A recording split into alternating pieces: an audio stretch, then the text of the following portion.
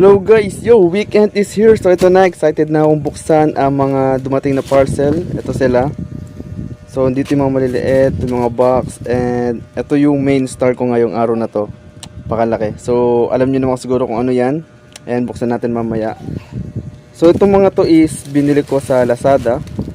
So hindi siya sponsored ng Lazada, pero sa Lazada ko binili. Nanalo lang ako ng konting halagang gift card mula sa aming kumpanya, parang incentive, and sa Lazada lang siya pwedeng gamitin. So eto siya. So buksan na natin isa-isa, unboxing lang tayo. Gunteng. Pisa na ako sa pinakamaliit. Ito.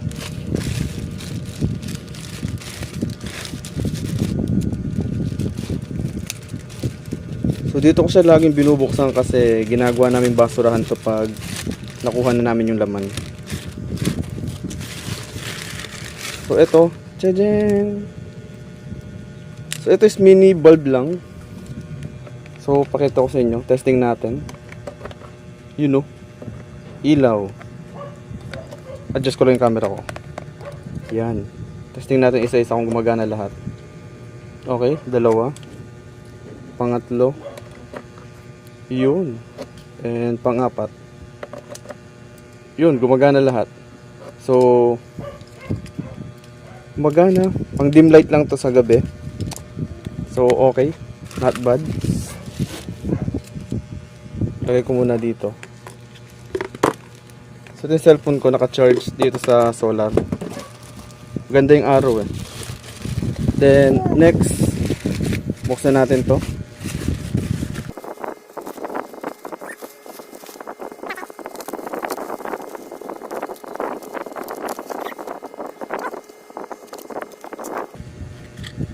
So ito ay parang splitter. So 2 in, positive, negative, then 6 out. So tatlong positive, tatlong negative. So ito yung pangmalakasang splitter. So parang ganito siya, pero maliit. Ito is mas malaki lang, para medyo social lang tingnan. Pero they work same way lang naman. Alright. Okay, so tapon sa basurahan. Next.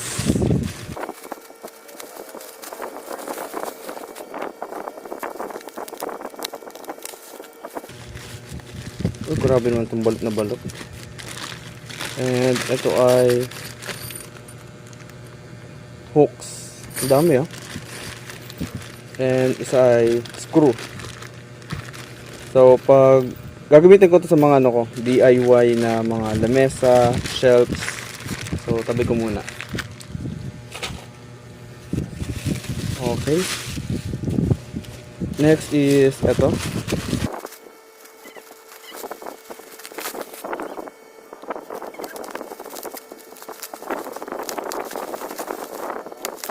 Oh, ano to?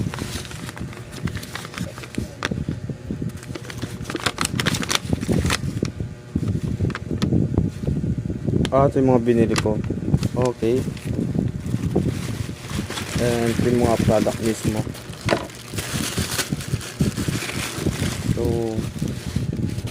masking tape, electrical tape,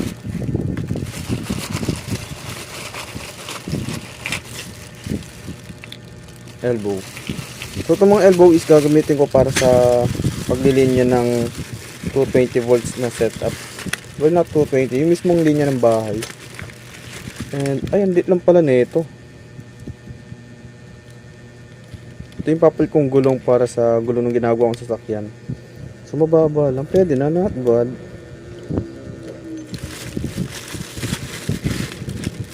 And syempre, since kable tayo ng mga kuryente, electrical tape, masking tape. Diyan ka muna. Next is eto. Syempre mukhang obvious kung ano itsura. So buksan pa rin natin.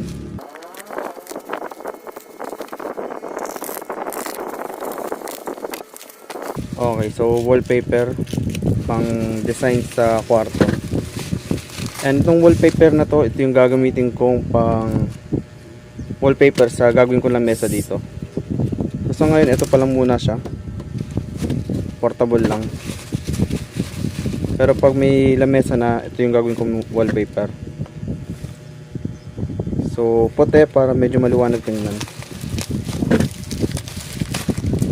And ito is sa kusina namin para medyo maliwanag tingnan. So, okay. Not bad. Kompleto. Okay, next is ito.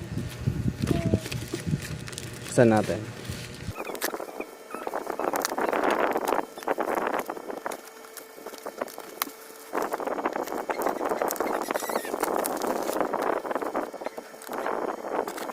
Cotton safety breaker. So kung napanood nyo dati kong video tungkol sa fuse and circuit breaker, may ginagawa lang kaming parang submeter dito sa kwarto para maihiwalay. So kinulang kami ng isang submeter para sa ibang parte ng kwarto. So bumili kami ng bago.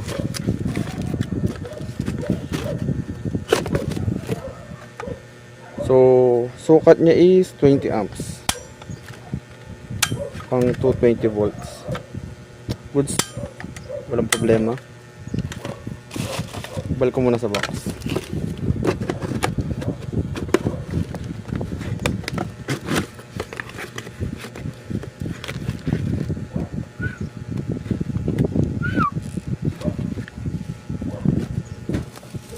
Okay, and last, hindi pa pala last, may ilan pa pala.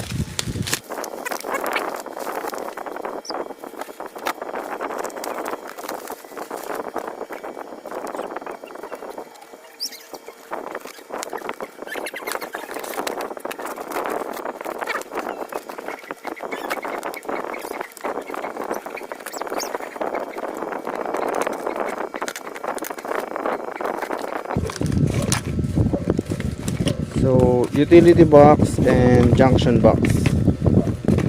So, ito is para pag maglalagay ng extension. Alam niyo mga nakabound sa mga pader-pader ng bahay. So, ito yun. Para extension cords. Bibilib na lang ng extra plug dito or pwede rin siya maging junction kapag lalagyan mo ng parang kable-kable lawit-lawit yung parang ganito. Pero ito may takip, mas maganda. Pwede rin ito sa bombilya. Kapit mo na sa kisame. So, okay. No issue. And next is itong malaking to. So, nakalimutan ko na kung ano talaga to. Pero, buksan pa rin natin.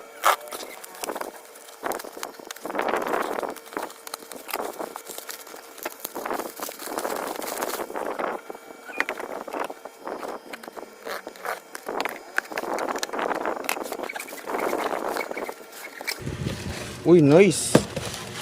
Ayos to ah.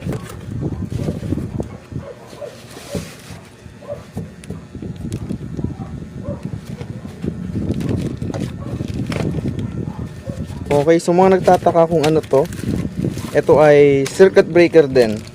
Pero mas, teka na baka masira sa ilalim. Sayang naman. Wala ko lang magagamit nito so hindi na ako magagloves pag bubuksan o titingnan to. Okay. So ito ay isang power or double power automatic change over switch. So ang ginagawa nito is circuit breaker din siya. Ito may manual. Kung paano ikakabit. Then normal power and emergency power. And mayroon siyang direction, manual, automatic. So pag manual, ibig sabihin, mano-mano mong babaguhin yung direction kung saan manggagaling yung power. Kapag automatic, kusa siyang pupunta sa kung saan merong power. So emergency power is ito yung parang backup power mo, and normal power is yung galing sa electric provider mo. So pag automatic mo siya, kusa siyang pupunta dito. Pag yung power dito is nawala, kusa siyang titwitch, puntang emergency power. So ngayon, ang gusto kong mangyari dito is, kaso hindi dumating yung in-order kong inverter. So yung from 12 DC to 220 AC is hindi dumating. So yung mula sa inverter na galing sa dito sa battery na to. 12 DC, pupunta sa isang inverter, pupunta dito. So 220 na yung papasok, and another 220 dito galing sa electric provider. So kapag naka normal power is, kung gusto kong mangyari is yung normal is yung galing sa inverter ko, and emergency power yung sa electric provider sa lugar namin. So pag nalobat yung battery ko, kusa siyang pupunta sa emergency power, which is yung parang electric provider. Doon lang siya magkakaroon ng bayad. Pero hanggat may laman yung battery ko at hanggat may araw, doon siya kukuha ng power. Pero hindi dumating yung inverter ko na DC to AC, so hindi ko pa muna ito magagamit. Order ako ng bago sa ibang store kasi na-stranded sa customs. Ewan ko kung nangyari doon. But anyway, dito muna to, chill lang siya. Kakabit ko rin to pag may time. So, pakaganda ng packaging niya. In fairness, I'm impressed. So, yun. AC 230. So, pang 230 AC siya.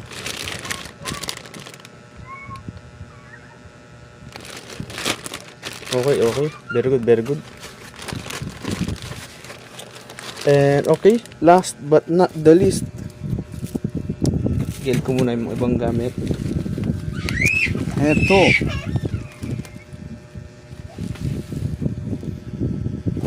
And ang last na bubuksan natin is etong napakalaki na to.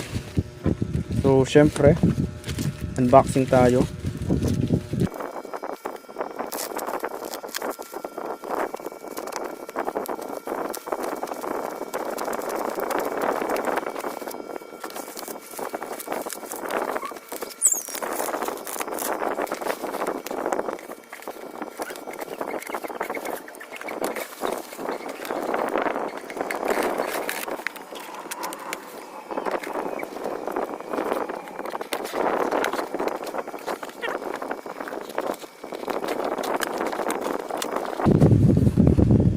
Okay, huling box.